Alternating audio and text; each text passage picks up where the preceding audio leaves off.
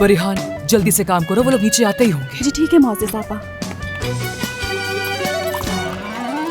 Good morning. सुबह बखैर। आइए बेरोल भाई, चाय पियेंगे क्या? जरूर। आप तो गुलजार साहिबा को एयरपोर्ट, लेकिन आप इतनी जल्दी कैसे आ गए? दरअसल मैं एयरपोर्ट गया ही नहीं, मुराद साहब उन्हें खुद ले गए। कहाँ? एयरपोर्ट गए हैं? नहीं, गुलजार को उनके घर छोड़ने गए हैं। क्या मतलब है इस बात का? बेरोल भाई, मुझे लगता है आपने मुअज़्ज़िज़ आपा को ये बात बताकर उनके होश ही उड़ा दिए हैं।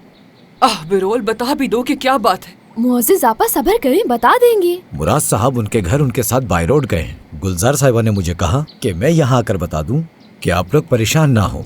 मैं अजमेर मुराद साहब के साथ जा रही हूँ।